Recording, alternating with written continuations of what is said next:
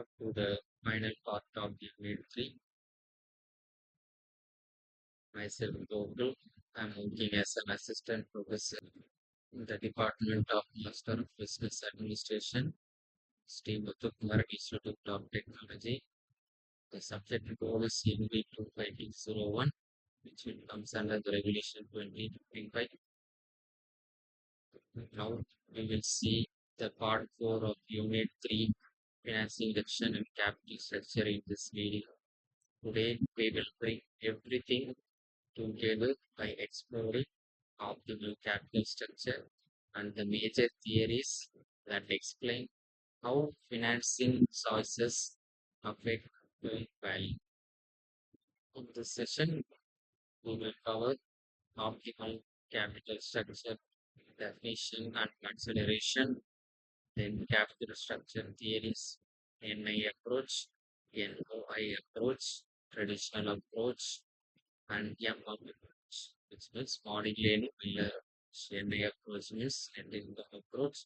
NOI means net operating income approach.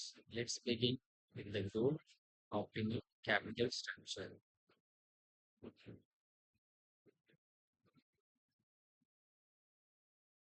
The optimal capital structure can be defined as the capital structure or combination of debt and equity that leads to the maximum value of the optimal capital structure usually maximizes the value of the company, maximize the wealth of the owners, and minimize the company's cost of debt.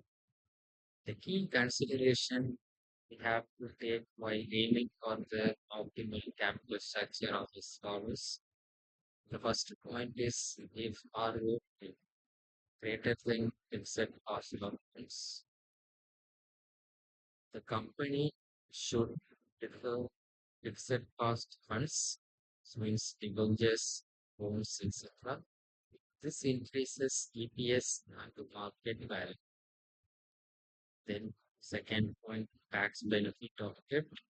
Interest is a deductible expense, which will save tax. Then, third, avoid undue financial risk. Too much debt increases risk. And fourth, flexibility. The capital structure should be adaptable to changing needs. Finding the optimal mix is the ultimate goal of capital structure plan. Then we will see the capital structure theories. These are the theories which will be followed with the capital structure. First one is NI approach, net income approach. Then NOI, net operating income approach.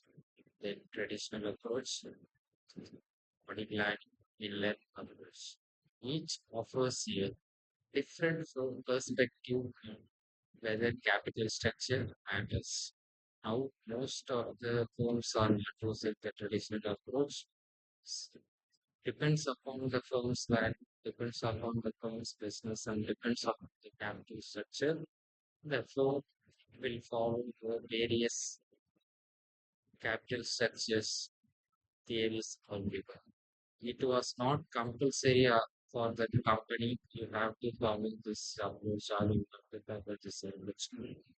It have to be finalized by the company so that they can change their theories of capital structure.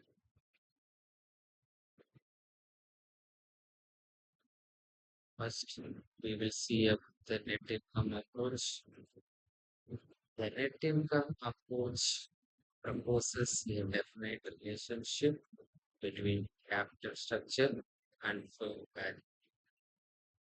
According to this approach, capital structure influences WACC, which means weighted average cost of capital, which directs the firm's value.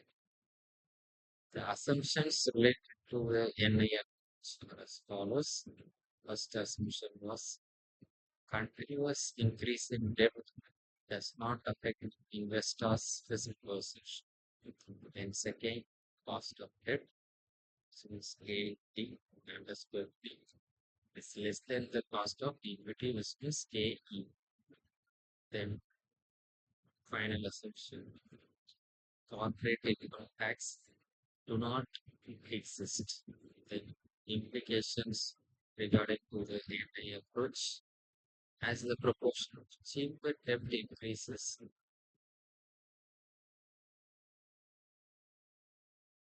WACC decreases and the full value increases.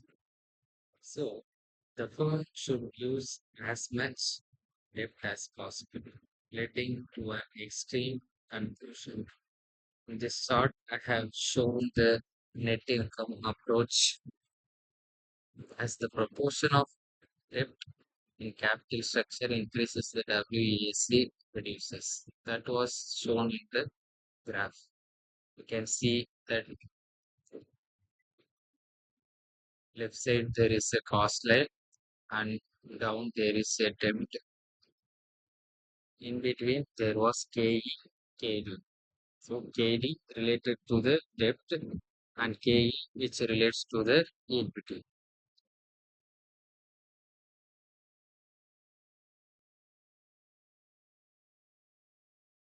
Then net operating income approach. The net operating income approach is exact opposite to the NI approach. According to NOI, the value of a firm is independent of its capital structure. There is optimal capital structure. The proposition relates to the NOI approach are as follows. The first point is high debt increases shareholders risk. The second point, increased risk causes cost of equity to rise. The third, higher KE, which means cost of equity, nullifies the advantage of cheaper debt. Then finally, therefore, WACC remains constant regardless of debt level. The assumptions relate to the NOA as follows. The first point, WACC is always constant, which depends on only on business risk.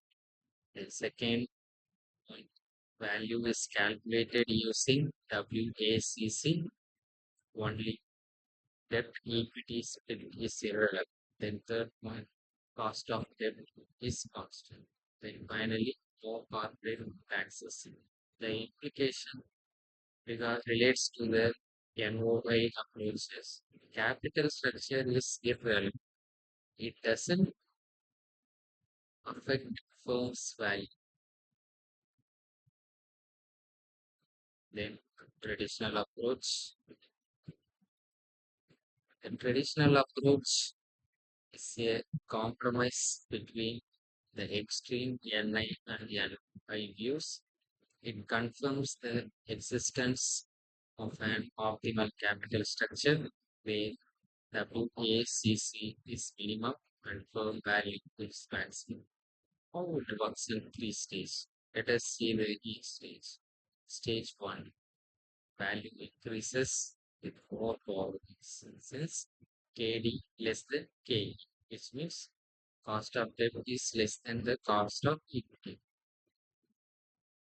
WACC gradually reduces up to a certain point. Stage 2, reduction in WACC ceases and stabilizes. Further borrowing doesn't affect WACC or book value. Then stage 3. Beyond this point, increased debt raises shareholders' risk, which means financial risk, causing KE to rise, which means cost of equity to rise. KD also rises due to higher debt, its cost of debt. WACC increases and firm value decreases. The implication relates to the traditional cost. There is an optimal range of debt where WACC is minimized and value maximized. Beyond that, more debt destroys value.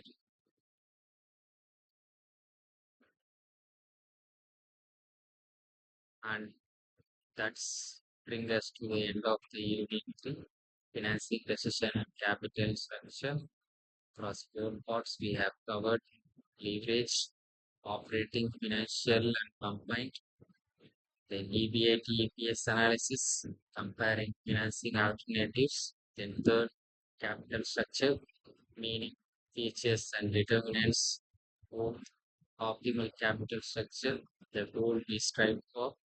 Then capital structure theories, NI, NOI, traditional, and MBA. Now you have a comprehensive understanding of how firms make financing decisions and structure their capital to balance risk and return.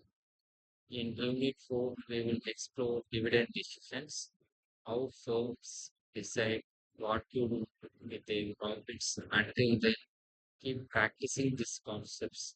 If you found this series helpful, means please like, share, and subscribe to our YouTube channel so that you can see the many contents, many videos related to the subjects. Leave your questions in the comment. Thank you for learning with me. Thank you all. Thank you. And see you in the next series.